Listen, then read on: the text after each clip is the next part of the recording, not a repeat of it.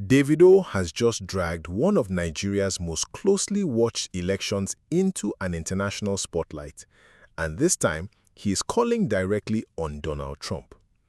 Why would a Nigerian musician ask the American president to pay attention to an election happening in Osun State? And why has that single appeal triggered such a heated reaction, including from someone who put a photo of him sitting with President Tinubu right back in his face? By the end of this video, you'll understand exactly what Davido said, why he said it, what a US president can and can't actually do about a Nigerian state election, and why this has become much bigger than a celebrity post. If this is your first time here, subscribe to the Policy Pulse HQ, because we don't just follow the headline, we follow the money, the power, and the decisions behind it. Like this video, watch the full breakdown here on this channel. The short only gives half of the story. And stay with me, because this story has more layers than the headline suggests. On Tuesday, August 11, 2026, 4 days before the August 15 Osun governorship election, Nigerian Afrobeat star David Adeleke, known as Davido, posted a statement on his X account titled "A Call to Attention to President Donald Trump." His exact words, addressed directly to Trump: "President Donald Trump, I am calling your attention to the situation in Osun State, Nigeria, as we approach the election. There are growing concerns about tension and the possibility of violence, intimidation, or disruption of the democratic process."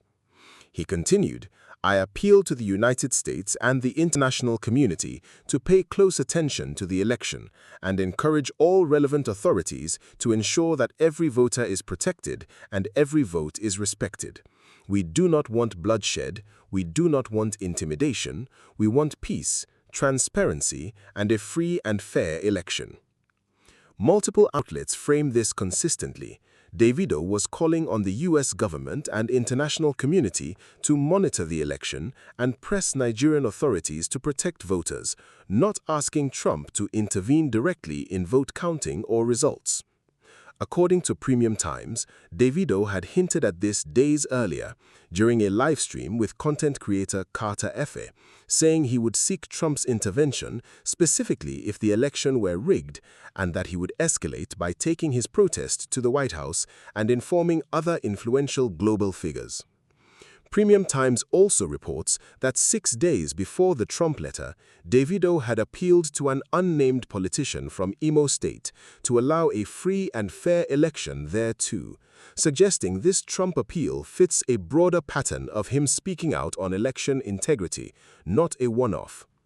The Osun State governorship election is scheduled for Saturday, August 15, 2026. 14 political parties are contesting, according to Punch, but 3 candidates dominate the race: incumbent Governor Adeleke of the Accord Party, Bola Oyebamiji of the All Progressives Congress, and Salaam of the African Democratic Congress. Adeleke first won Osun in 2022, defeating then APC incumbent Oyetola.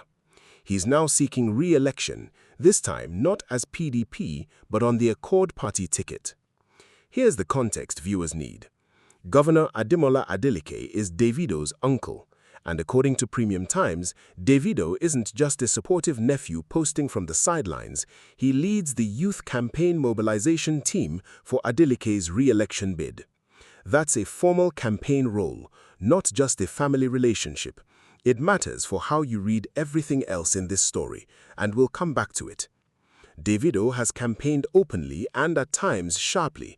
Daily Post separately reports him saying on the same day as the Trump letter, "Anybody supporting APC in Osun is an enemy of progress."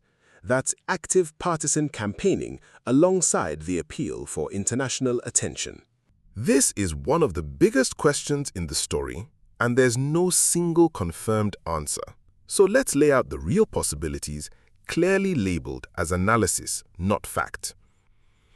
A. Genuine concern about electoral violence.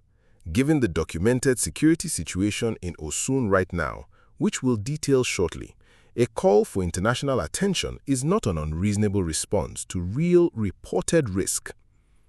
B. An attempt to attract global attention his own campaign role couldn't generate alone.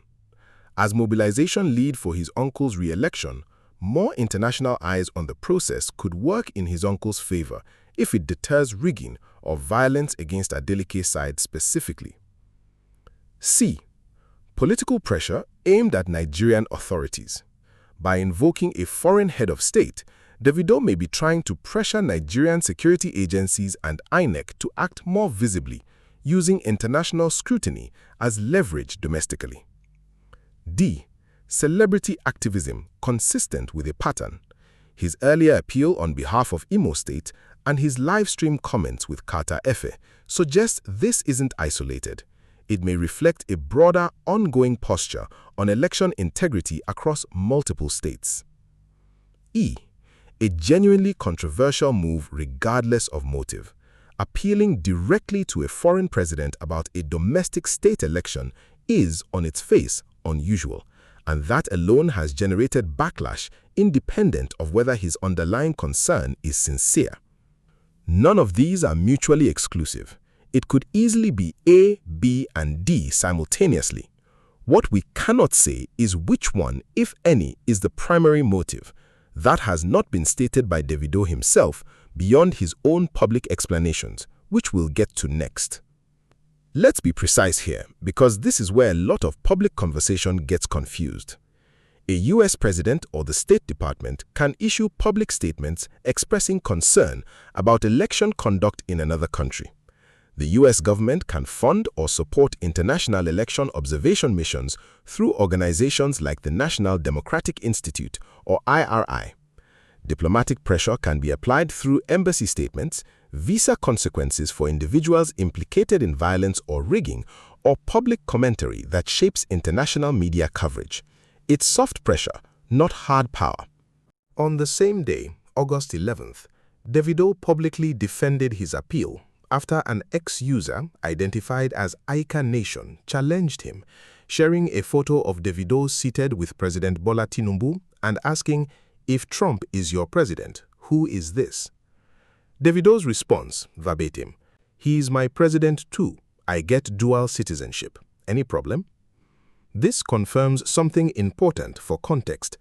Davido holds dual Nigerian and American citizenship. That's a fact, not a claim being made up in the moment.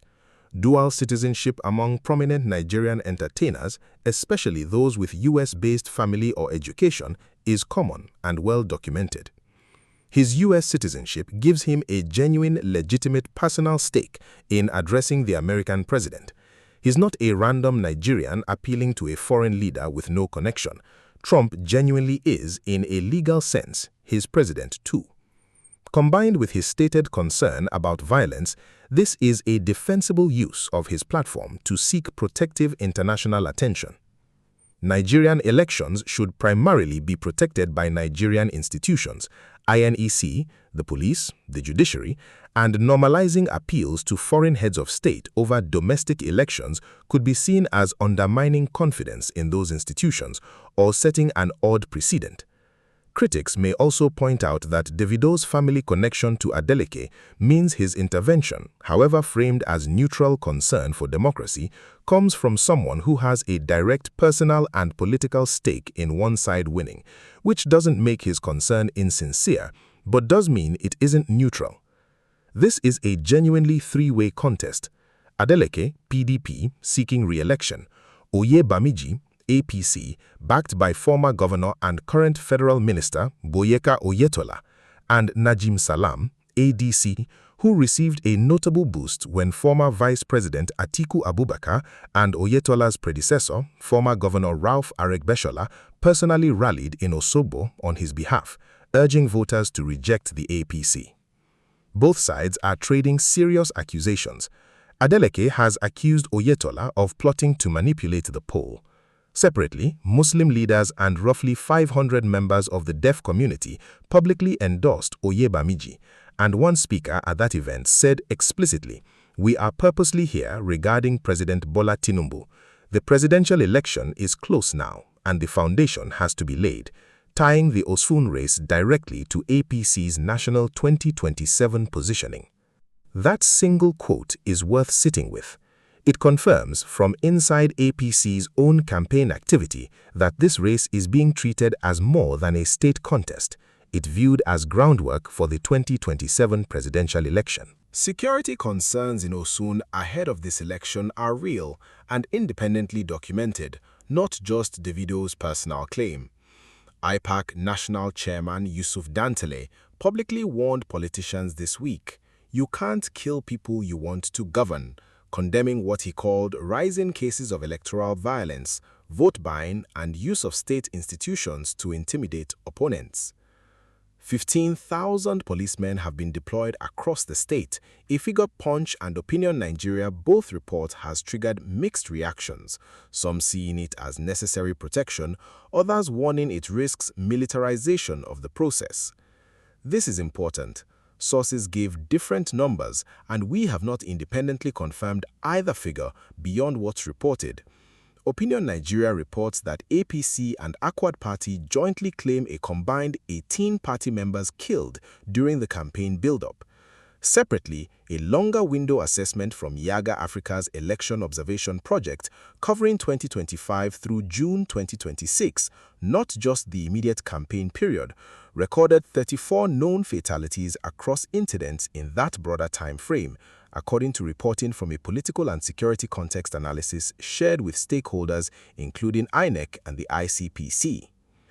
The National Peace Committee, through the Kuka Center, has separately identified 15 of Osun's 30 local government areas as high risk for violence, with Osogbo and Irewole flagged as critical risk specifically. There's also a financial dimension tangled into the security story. The EFCC had frozen Osun State's statutory allocation account, and President Tinubu has since directed the EFCC to return to court and vacate that freezing order ahead of the election, a move IPAC and Accord Party welcomed as respect for democratic principle, while the Civil Society Legislative Advocacy Center, CISLAC, warned it could undermine the EFCC's institutional independence. The governor's wife, Titilayo Adeleke, personally led a women's protest in Osogbo against alleged violence and harassment, including the reported arrest of a state environment commissioner, a claim made by her camp that has not been independently verified beyond her own statement. Let's separate four things people often confuse: observation, diplomacy, political intervention, and direct interference. Observation means accredited international or domestic groups like Yaga Africa, whose risk assessment we just referenced, or bodies affiliated with the EU, the US, or the Commonwealth, station trained observers at polling units and collation centers to watch and document the process. They can report irregularities publicly. They cannot stop a vote, seize ballot boxes, or overrule INEC. Diplomacy means foreign governments issue statements, engage Nigerian officials privately, or signal concern through embassies. This can create pressure but carries no enforcement power. Political intervention would mean a foreign government trying to actively shape who wins, funding a campaign, directly pressuring officials to favor one candidate. There's no confirmed evidence that Trump or the US government has done or has agreed to do anything of this kind regarding Osun. Direct interference, physically stopping violence, seizing control of security, overturning results, is not legally available to any foreign government or leader in a Nigerian state election. Full stop. So, when Davido appeals to Trump, realistically, the most he could be inviting is categories 1 and 2, observation and diplomatic attention. Nothing in verified reporting suggests he's asking for or that Trump has offered anything beyond that. Is Davido simply using his platform to demand a peaceful election, or has he become an active political player in his own right? Here's what's confirmed. He leads his uncle's youth campaign mobilization team. He has made explicit partisan statements. Anybody supporting APC in Osun is an enemy of progress, isn't neutral concern for democracy, it's campaign messaging. And his appeal to Trump, whatever its sincerity, functions simultaneously as international attention that could specifically benefit the side he's actively campaigning for. That doesn't make his stated concern about violence false. Independent reporting, IPAC, the National Peace Committee, Yaga Africa's risk assessment confirms real security concerns exist in Osun, regardless of Davido's involvement. His concern could be entirely genuine and still serve his campaign role at the same time. Those two things are not contradictory. But it does mean viewers should hold both facts together. A real, independently documented security situation in Osun, and a campaign figure with a direct stake in the outcome, amplifying that situation onto the biggest possible stage. You decide what weight to give each part. Now, before we go further, tell me in the comments, do you think Davido's appeal to Trump is genuine concern for Osun voters or a campaign tactic dressed as activism? And if you want more stories like this, the power moves, the money trail, the decisions shaping Nigeria, subscribe to the Policy Pulse HQ.